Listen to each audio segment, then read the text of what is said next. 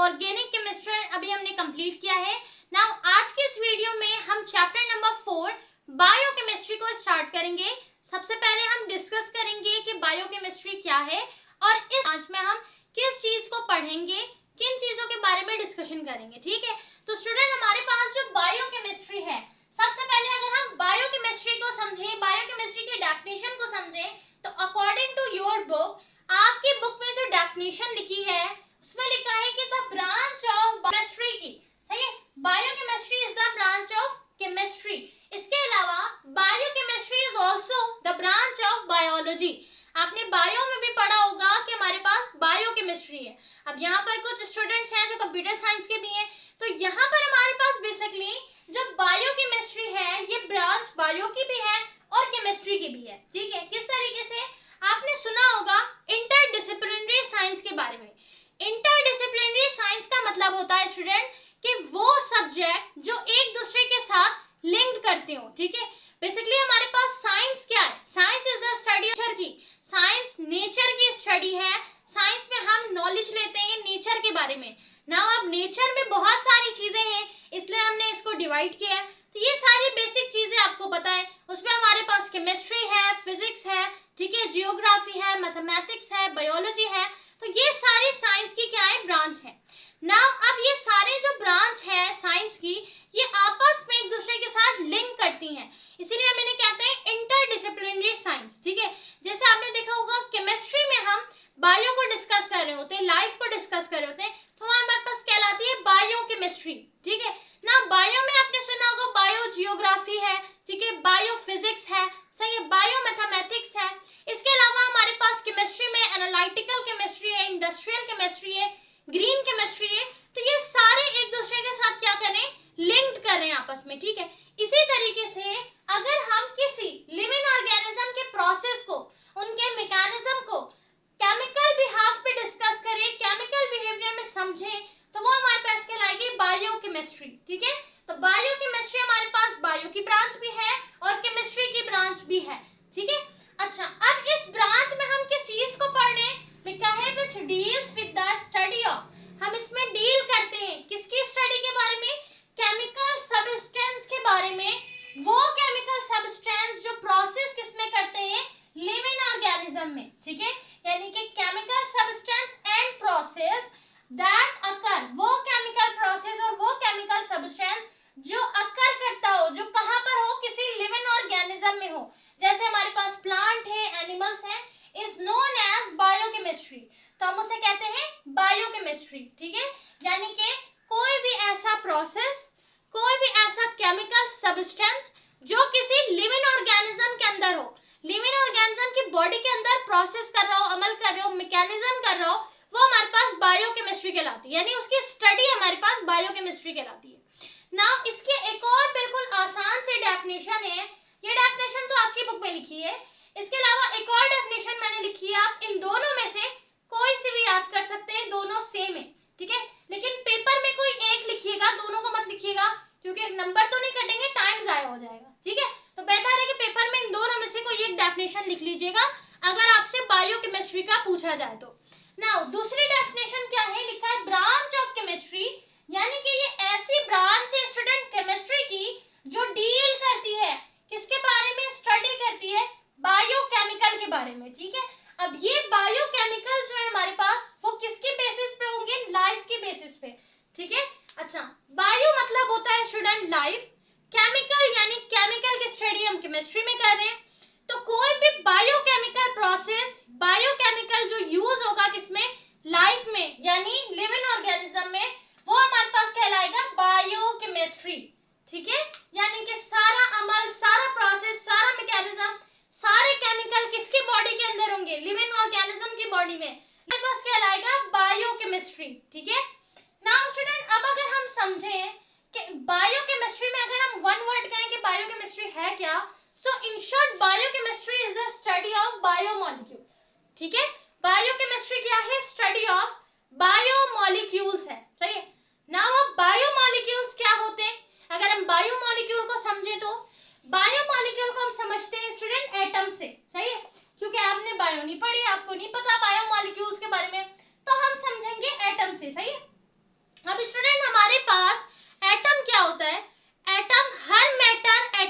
बना है। मैटर क्या है, हमारे पास मार्कर मैटर है, बोर्ड मैटर है, ये जो कैमरा है ये मैटर है, आपके पास जो पीसी है या लैपटॉप है या टैबलेट जिससे आप पढ़े, मोबाइल है, ये एक मैटर है।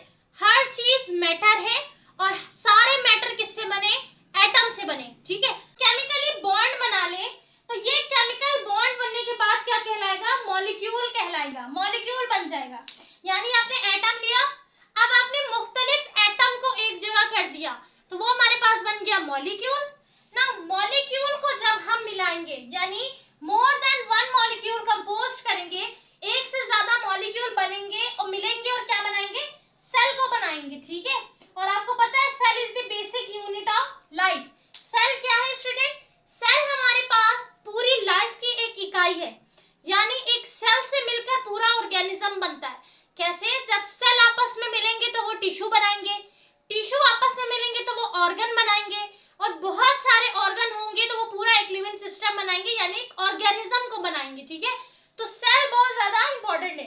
सेल क्या है, स्ट्रक्चरल और फंक्शनल यूनिट है लाइफ का। ठीक है, तो बेसिकली एक लाइफ बन रही है सेल से और सेल बन रहा है मॉलिक्यूल से। सो वो मॉलिक्यूल जो सेल को बनाए वो हमारे पास कहलाते हैं बायोमॉलिक्यूल, क्योंकि बायो का मतलब होता है स्टूडेंट लाइफ, और मॉलिक्यूल जो हमारे पास एटम से मिलकर बने।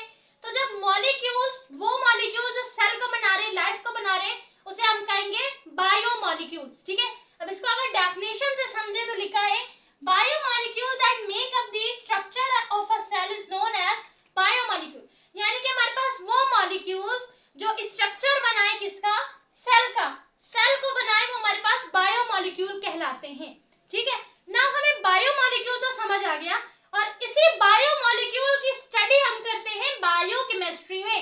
ठीक है, बायोमॉलिक्यूल की स्टडी करते हैं बायोकेमिस्ट्री में। नाउ अब हम समझते हैं स्टूडेंट उन एलिमेंट्स को जो बायोमॉलिक्यूल्स को बना रहे हैं। ठीक है, क्योंकि हमने पढ़ा एलिमेंट जो है ना बेसिकली वो क्या है, एटम मिलेगा तो पहले एलिमेंट बनाएगा। सो जो हमारे पास एलिमेंट है देन मॉलिक्यूल बन रहा है, फिर सेल बन रहा है। तो बायोमॉलिक्यूल्स को बनाने के लिए वो कौन कौन से इंपॉर्टेंट एलिमेंट है जो इस्तेमाल होते हैं। ठीक है, वैसे तो हमारी पीरियोडिक टेबल में बहुत सारे एलिमेंट है, लेकिन सारे एलिमेंट बायोमॉलिक्यूल को नहीं बनाते। कुछ स्पेसिफिक एलिमेंट है, कुछ इंपॉर्टेंट एलिमेंट है जो बायोमॉलिक्यूल को बनाते हैं। अब वो एलिमेंट कौन से हैं स्टूडेंट, तो लिखा हुआ है आपके पास कि element that make biomolecule are carbon, oxygen, nitrogen, sulphur, hydrogen and phosphorus. ये हमारे पास वो 6 इंपॉर्टेंट बायो एलिमेंट है। अच्छा, इन एलिमेंट्स को बायो एलिमेंट भी कहा जाता है। अगेन बायो मतलब लाइफ और एलिमेंट यानी वो एलिमेंट जो हमारे पास बायोमॉलिक्यूल्स को बना रहे, और बायोमॉलिक्यूल वो मॉलिक्यूल जो सेल को बना रहा है, और सेल क्या है, एक फंक्शनल और स्ट्रक्चरल यूनिट है लाइफ की। ठीक है, तो आई होप आपको पूरा मैकेनिज्म समझ आ गया होगा कि बेसिकली बायोमॉलिक्यूल स्टूडेंट है क्या। नाउ बायोमॉलिक्यूल की स्टडी को हम कहते हैं बायोकेमिस्ट्री। सही है, सो ये तो हमने समझ आ गया कि बायोकेमिस्ट्री है क्या, बायोकेमिस्ट्री में हम किस चीज को पढ़ेंगे, वो चीज कहां से बन के आ रही है। सही है, नाउ अब इन बायोमॉलिक्यूल्स के भी कोई ना कोई नाम होंगे, मुख्तलिफ बायोमॉलिक्यूल्स बनेंगे, ऐसा तो नहीं है कि एक ही बनेगा, बहुत सारे बायोमॉलिक्यूल्स है हमारे पास। तो उन बायोमॉलिक्यूल्स के नाम क्या है, वो बायोमॉलिक्यूल्स कौन से हैं। तो स्टूडेंट बायोमॉलिक्यूल को हम बायोलॉजिकल मॉलिक्यूल भी कहते हैं, तो आप कंफ्यूज नहीं होइएगा। अगर आपको कहीं दिखा हुआ मिले बायोलॉजिकल मॉलिक्यूल तो आपने कंफ्यूज नहीं होना है। बायोलॉजिकल मॉलिक्यूल और biomolecules they both are same. अब चाहे तो बायोमॉलिक्यूल बोले चाहे बायोलॉजिकल मॉलिक्यूल बोले, ये वही मॉलिक्यूल हैं जो सेल को बना रहे हैं। ठीक है, अब कौन कौन से हैं, सबसे पहले लिखा है carbohydrate, protein, lipid, nucleic acid, vitamins and conjugated molecule. Conjugated molecule आपकी बुक में नहीं लिखा हुआ है, आपकी बुक में बस ये 5 लिखे हैं जो हमें इस चैप्टर में पढ़ना है, समझना है। ठीक है, अदरवाइज जो हमारे पास कॉन्जुगेटेड मॉलिक्यूल है, कॉन्जुगेटेड मॉलिक्यूल भी एक बायोमॉलिक्यूल है। कॉन्जुगेटेड लफ्ज निकला है कॉन्जुगेट से, यानी जब दो बायोमॉलिक्यूल आपस में मिलेंगे तो वो एक कॉन्जुगेटेड मॉलिक्यूल बनाएंगे। ठीक है, उनका फंक्शन भी चेंज हो जाएगा। जैसे देखिए, लिपिड का फंक्शन कुछ और है, प्रोटीन का फंक्शन कुछ और है। ये हम इन डिटेल जब इन बायोमॉलिक्यूल को एक एक करके समझेंगे तो हमें समझ समझ आएगा कि इनके कैरेक्टरिस्टिक क्या है, क्लासिफिकेशन क्या है, प्रॉपर्टीज क्या है, फंक्शन क्या है। बहुत इंटरेस्टिंग चैप्टर है, तो आपको बहुत मजा आएगा पढ़ने में, सही है ना। हमारे पास स्टूडेंट ये जो बायोमोलिक्यूल्स हैं, जब इन बायोमोलिक्यूल्स को हम आपस में प्लस कर दें, यानी दोनों को जोड़ दें, तो एक नया मॉलिक्यूल बनकर आएगा, उसे हम कहेंगे कॉन्जुगेटेड मॉलिक्यूल, और उसका फंक्शन भी चेंज हो जाएगा। जैसे लिपिड है, उसका फंक्शन कुछ और है, प्रोटीन का फंक्शन कुछ और है। अब मैंने इन दोनों को अगर प्लस कर दिया तो ये मेरे पास एक मॉलिक्यूल बन गया लिपोप्रोटीन, ठीक है। लिपिड और प्रोटीन से क्या बना, लिपोप्रोटीन। लिपोप्रोटीन इन कॉन्जुगेटेड मॉलिक्यूल है। अब लिपोप्रोटीन का फंक्शन बिल्कुल चेंज होगा, लिपिड से भी प्रोटीन से भी, सही। तो ये कहलाता है कॉन्जुगेटेड मॉलिक्यूल। आपकी बुक में सिर्फ 5 दिए गए हैं, इन 5 को हम इन डिटेल डिस्कस करेंगे, सही है। अच्छा, इसके अलावा एक और इम्पोर्टेंट चीज वो ये कि स्टूडेंट ये जो हमारे पास बायोलॉजिकल मॉलिक्यूल्स हैं, ये इम्पोर्टेंट इतने क्यों हैं? ये इम्पोर्टेंट इसलिए हैं क्योंकि ये हमारी पूरी लाइफ में, हमारी पूरी बॉडी के अंदर जो मैकेनिज्म है, इंटरनली जो फंक्शन है, उसको क्या कर रहे, बना रहे, सही है। ये बायोमोलिक्यूल्स का इंटेक करना, यानी अपनी फूड में, अपनी डाइट में लेना बहुत इंपॉर्टेंट है, ठीक है, क्योंकि ये हमारे बॉडी में मुख्तलिफ रोल प्ले कर रहे होते हैं। तो इन सारे रोल को, मैकेनिज्म को इंशाल्लाह हम फर्दर डिस्कस करेंगे, सही है। अच्छा, आपने अक्सर देखा होगा हमारे पास कोई भी प्रोडक्ट, कोई भी चीज, अक्सर जो हमारे पास खाने पीने की चीजें होती हैं, उनके बॉक्स में, उनके पैकेट में, उनका जो भी उनका रैपर होता है, उसमें हमारे पास एक न्यूट्रिशन फैक्ट बना हुआ होता है, सही है।